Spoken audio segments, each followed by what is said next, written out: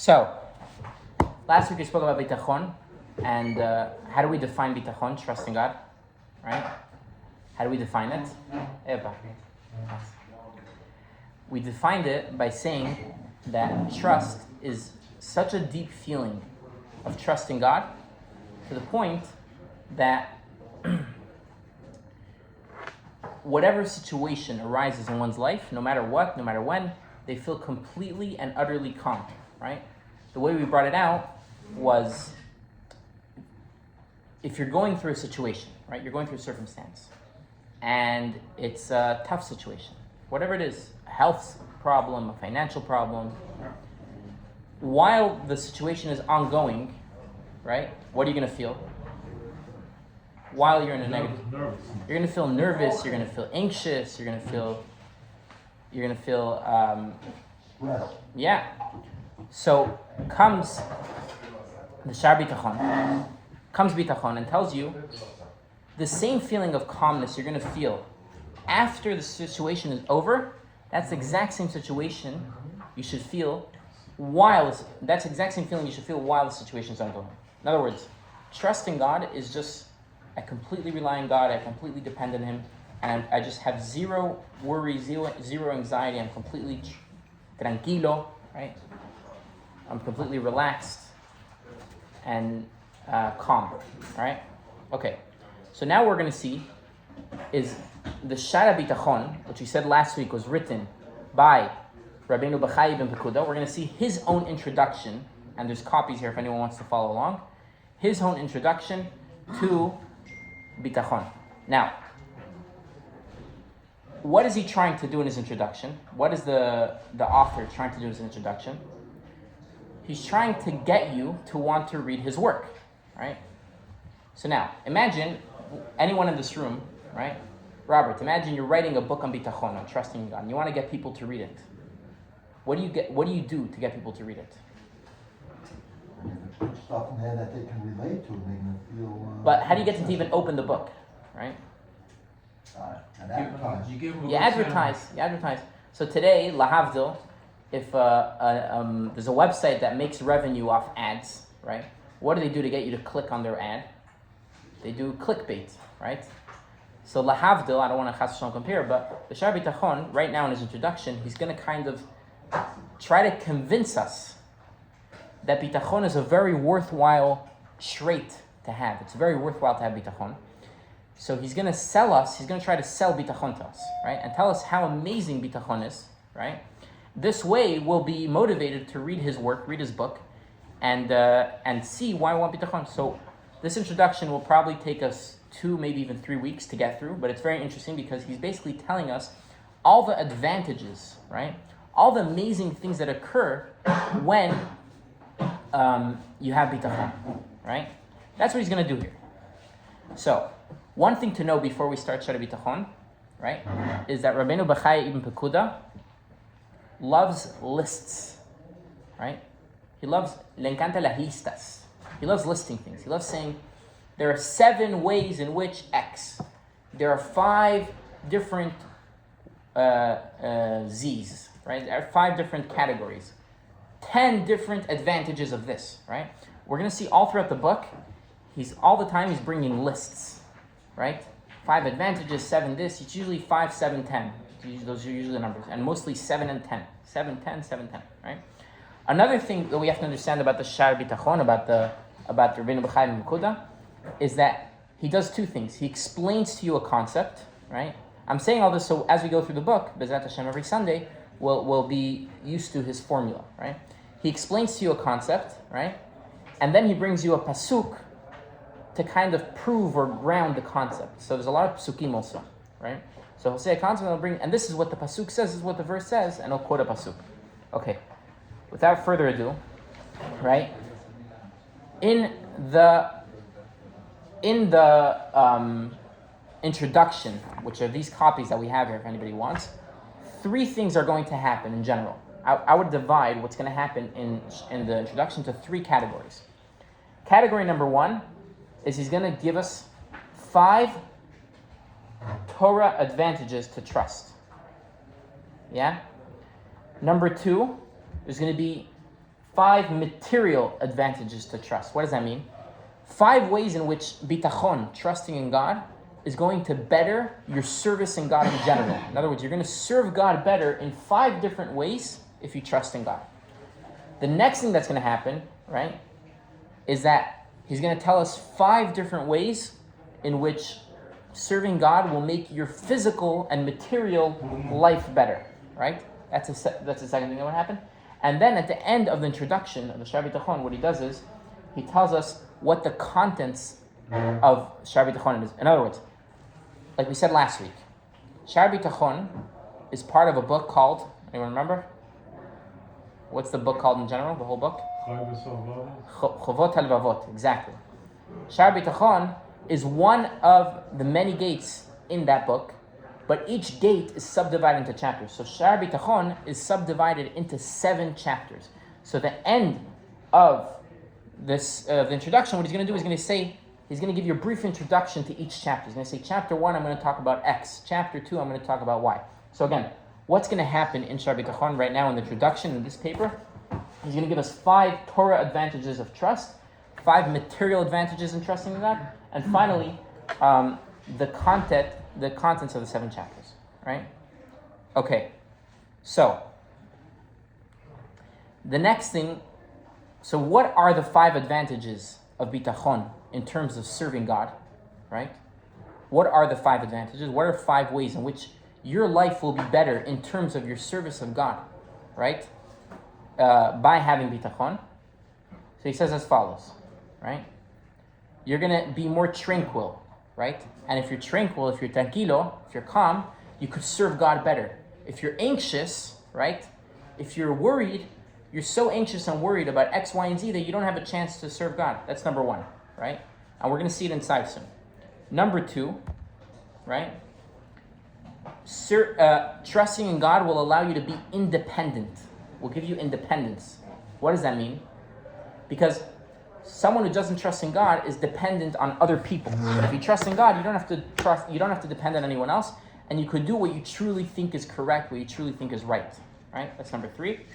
That's number 2. Number 3 is you could truly be dedicated to serving God, right? Where it's showing up on the PowerPoint if anyone wants to follow along. You could truly be dedicated to serving God. In other words, if you don't trust in God, right, then you're going to be so busy with a whole bunch of other things that you're worried about that you're not going to be able to truly dedicate yourself to serving God.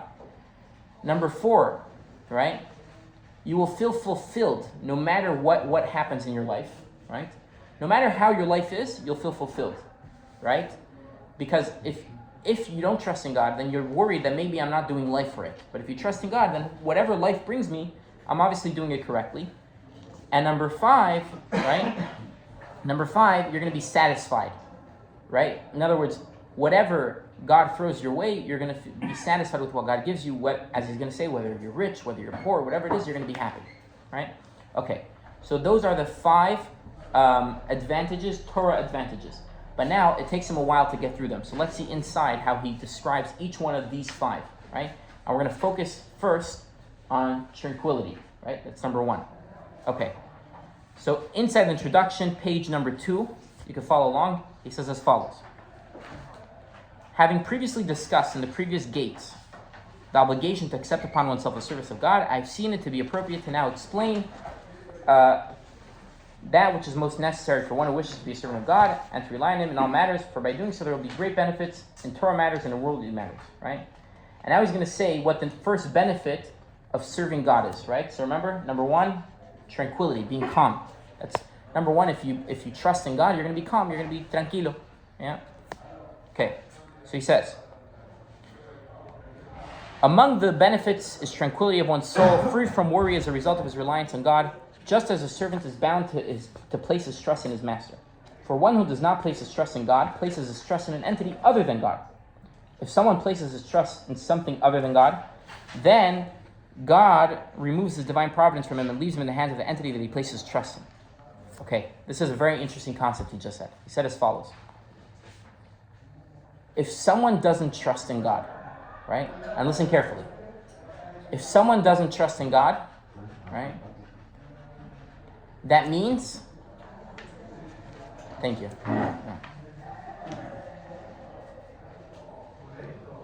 No, come in. Too late? Too late. No, chas v'shalom, please take a seat. Okay, so what he just said is as follows.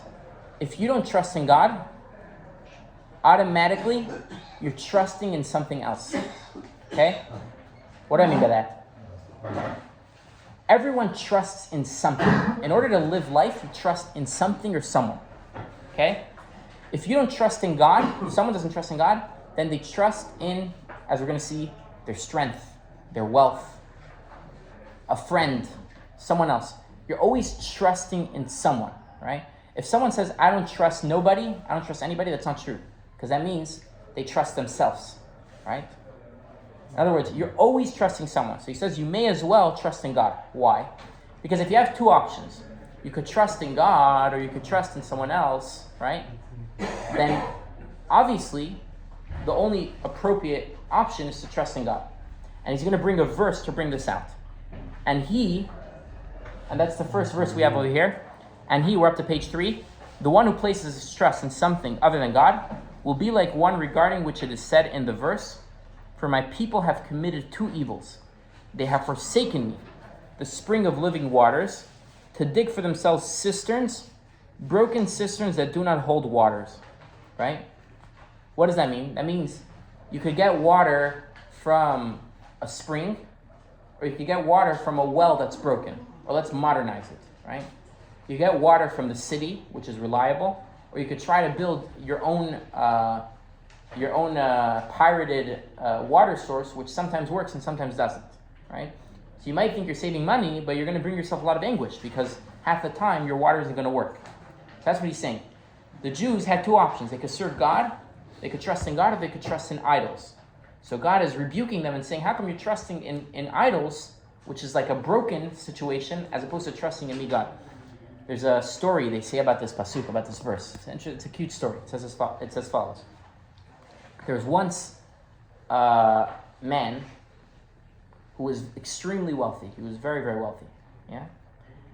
And one day, this man, who was very wealthy, as we said, marries off his daughter to what we call in Yiddish a yukel, or a lo yutzlach, right? How do you say that in English? A lo yutzlach. How do you say it in English? A nerd. A guy who he wasn't going to make it in life financially, right? He wasn't business minded. A loser, exactly. Yeah. So, but the father-in-law is very wealthy, and he wants his son-in-law to do well. So he tells his son-in-law, I want you to become a businessman. I'm going to invest in you. I'm going to give you capital. And the son-in-law says, but I don't know what to do. He says, don't worry, I got you. Here's the idea. Here's a nice sum of money, right? Now, what I want you to do, listen to me carefully, is buy something that people always need, right? Go to the next town over where you could get it for less and sell it here at a profit. So son-in-law, okay, fine, I got it. He comes back with a wagon full of toothpicks. Filled with toothpicks, top to bottom. And he comes all proud to his father-in-law, look at the scheda, look at the stuff I wrote. His father-in-law says, hey, what are you going to do with 1,000,000 toothpicks? How are you going to sell them? So he says, this is garbage. Here, listen to me carefully. Take something that people actually need and they're going to buy, right? Here's another sum of money, try again. The son-in-law comes back with a wagon full of shofrot. So he tells him, what am I going to do with 500 shofrot? He says, I was planning on selling them. It's something everybody needs. Everyone needs to hear shofar on Rosh Hashanah. He says, hey, one shofar is enough for the whole synagogue, for the whole shul. Not everybody needs their own personal shofar, right? Wow. So now we have, please take a seat. So he says, now we have, on the one hand, we have a full wagon of toothpicks and a full wagon of shofrot. The father-in-law realizes this son-in-law is not going to be a big businessman, but now he has one wagon full of toothpicks and one wagon full of shofrot. What's he going to do? So he goes to 2 of his friends, who we know that they knew their way around. He knew they would know how to get rid of it. And he told them, look, I have this wagon full of toothpicks. I don't know what to do with it. He takes one, without telling the other one, he says, I have a wagon full of toothpicks. I don't know what to do with it. Whatever you could get for it, you'll take apart, I'll take apart, and, take this off my hands. He goes to another friend.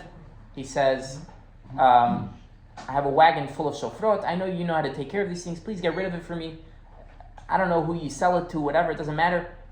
Take it out of my hands, right? And whatever you get for it is fine. Okay. Both friends start traveling.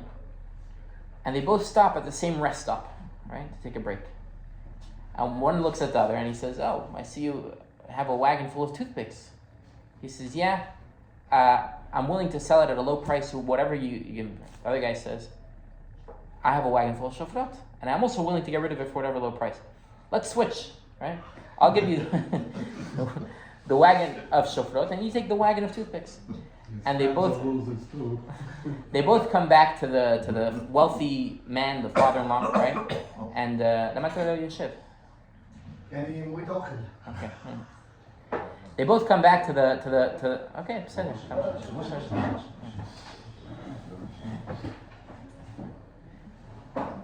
yeah. They both come back to the father-in-law and yeah. There's a seat over here, but I don't bite. So they both come back to the wealthy father-in-law, and he's confused. But then he bursts out laughing. And he's laughing and he's laughing and he's laughing because he realizes that the one he sent with the shofrot is with the toothpicks and the one he sent with the toothpicks is with the shofrot. Okay. So then he sees, then the son-in-law comes from behind. I guess he couldn't afford his own rent, so he's living at his father-in-law. He comes out from behind and he says, I don't understand. When I came with a wagon of toothpicks and shofrot, you didn't laugh. You didn't think it was funny, right? When these guys come with a wagon of shofrot, you're laughing. You take it lightly. What do you have against me? He says, no, you don't understand. He turns to his son-in-law and he says, I gave you perfectly good money, perfectly good cash, and you traded it for garbage. These guys, they traded garbage for garbage. So that's funny. But I gave you perfectly good money that could have been used. And so that's what God tells the Jewish people. You have an opportunity to trust in God, and you're going to trust in something else. That's the first verse. My people have committed two evils. Not only did they abandon God, right? But they abandon God to then go trust in something else. So that's the first verse he brings to bring out that it's worth it to trust in God, right? The second verse he brings is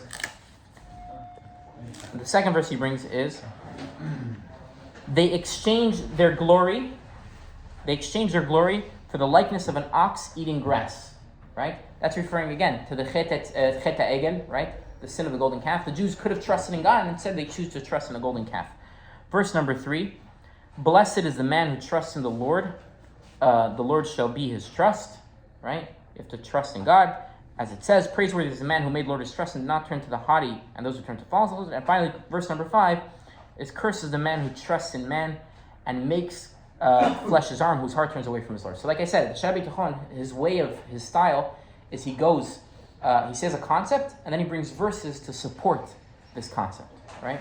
Okay, so now he's going to continue, and he's going to explain different reasons, different things you shouldn't trust in, right? So number 1, if he relies on his wisdom and his schemes, right? Or, right? His physical strength and his own efforts, right? Then his efforts will be for naught. And he will become weak and lose that physical strength. And his schemes and wisdom will fall short of accomplishing his goals. As scripture says, referring to God, traps clever people in his shrewdness, right? And as it says, I returned and saw under the sun that the race does not belong to the swift nor the word of the mighty, neither the wise have bread. Young lions suffer want and are hungry, and those who seek the Lord lack no good. So he's saying over here, right, trusting in your wisdom. Trusting in your wisdom, trusting in your strength, right? Trusting in your own efforts is not worth it, right? And then he says, and if he relies on his abundance of wealth, if you rely on your money, right, it will be removed from him and left to someone else. As scripture says, a rich man lies down with the wealth intact, he opens his eyes and it is no longer his. Similarly, the verse says, do not toil to become wealthy, and your own understanding desist. And the next verse says, before you can say your eyes on it is gone. Likewise, it says in Yirmiyahu, at a young age, one's wealth will leave him, right? So he's saying, it's not worth it to rely on your wisdom because you could lose your wisdom. It's not worth it to rely on your strength because you could lose your strength. It's not worth it to rely on your wealth because you could lose your wealth, right? One day you're rich, the next day you're not, right? Or now he's going to see another option that could happen. Maybe you'll remain wealthy. Maybe you won't lose your money. Maybe you'll stay with your money, right? But what's going to happen? Alternatively, even if the riches themselves are not removed from him, his ability to enjoy the wealth will be held back from him by God. As the wise man Shlomo said, the Almighty gives him no power to eat of it. Sometimes people have money, but they don't get to enjoy it. You know anyone like that? They have all the money in the world, but they don't enjoy their money. They can't. Whatever it is, they have health issues, or the money, as we're going to see in a second, sometimes the money itself is a source of anxiety, right? It will be to him as a deposit, so that he will guard it from harm until the time that it will be returned to the one who is deserving of it. As it says, unto the sinner, he gives the urge to gather and amass wealth, to give to one who is good in front of the Almighty. As it says, he will prepare, and the righteous man will use it, and the innocent will divide the money among themselves. It is possible that his money will be the cause of his misfortune as well as of his destruction of his soul. As Scripture says, there is a sickening evil, riches hoarded by their owner to his own misfortune. So wealth, he says, number one, he says a few things. Number one, you could lose your wealth. Maybe today you're rich, tomorrow you're not. Number two, right? Maybe you won't be able to enjoy your wealth for whatever reason. Then why did God give you wealth? Because he wants you to amass wealth so that after you pass away, someone that is worthy will get it, right? Number three, sometimes the very wealth is the cause of the misfortune. You know, there's a sikha where the Rebbe speaks about a certain individual. I think his name was Howard Hughes. Anyone heard of him? Right? So he at some point, right? If I ask you today, who's the wealthiest man in the world? Who is it? Putin. On the books, officially. Elon Musk, I think, no? Used to be Bill Gates, something else. At some point, Howard Hughes, how do you pronounce it? He was the richest man in the world. He made different movies and different things, and he was the richest man in the world. But at some point, he became so paranoid that people were going to take away his wealth that he became a hermit. He completely secluded himself from society. He closed himself off. He bought it like a hotel. He lived in a hotel. He didn't let anyone into his room. Because he's afraid of germs. Yeah, he was germaphobe.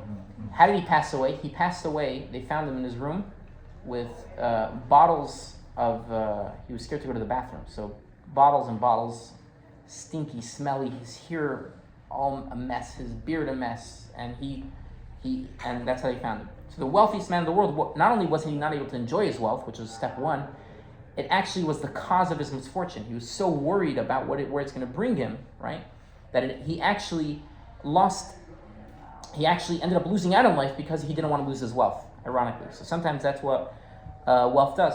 So is that a reason to be poor? No, it's a reason that if someone's wealthy, they should trust in God. Because if you don't trust in God, yeah, exactly. So we just discussed now, number one, tranquility, right? Trusting in God will make one calm, and therefore they could serve God calmly. If you're not calm, right? If you're not tranquilo, right? And you trust in other things, you won't be able to serve God properly, right? That's number one. Number two, what we're going to discuss now is how it brings one independence. Then we're going to discuss dedication, fulfillment, and satisfaction. Okay, so let's see independence, right? So we're up to page 4. The paragraph that starts benefit of trust. Yeah, thank you, Henry. Among the spiritual benefits of bitachon is that trust in God will bring a man not to serve any other entity. He won't need to place hope in man or expect anything from other people. He won't need to serve them so that now we're up to 5, so that he can find favor in their eyes. He won't need to be subservient to them in order to win their favor or flatter them. He won't need to consent to being involved with them and spending time with them on matters that are not related to the service of God. He will not be afraid of their wicked behavior, the repercussions of not flattering them, and he will not be fearful of their arguments with him. Rather, he will divest himself from their favors and from the bother of being gracious to them, as well as the obligations to pay them back for any good that they do to him. If he needs to rebuke them, he will not need to be careful with their honor, and if he needs to shame them while rebuking them, he will not be embarrassed by them, he will not praise their false ways. So he says, if you trust in God, you could be independent. You'll have no need to hope in man. You'll not be subservient to anyone, because you always know, if someone thinks that the way they get what they want is by being under the jurisdiction of another person, this person's the source of my wealth or the source of my happiness, right? Then they're going to be subservient to them. They're going to be like serving them. But if one trusts in God and knows everything comes from God, right? So then they don't serve anybody. They only serve God. So you could be independent. You won't hang out unnecessarily with people that you don't want to hang out with. If it's not like it's wasting your time, you're not serving God, right? You won't be afraid of anyone because I trust in God. And if in the rare occasion, right, that you're supposed to rebuke someone and they might get offended, you won't be afraid of that either because, again, you trust in God. You're not worried that they're going to cut off whatever it is from you, right? Because you trust in God. You won't be embarrassed and you won't need to flatter anyone, right? Because you can trust in God. You could be your true independent self. You don't have to pretend for anybody. That's number 2. And now he's going to bring a few verses to prove the point. As the prophet said, but the Lord God helps me, therefore I was not embarrassed. Therefore, I made my face like flint, and I knew that I would not be ashamed. And as it says, fear them not, and fear not their words.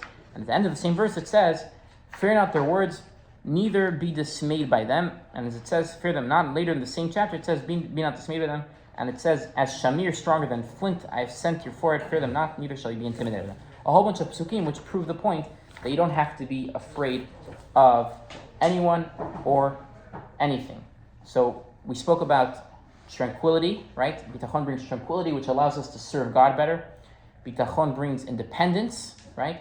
And now we're going to talk about how bitachon brings one to be fully dedicated to their service of God, right?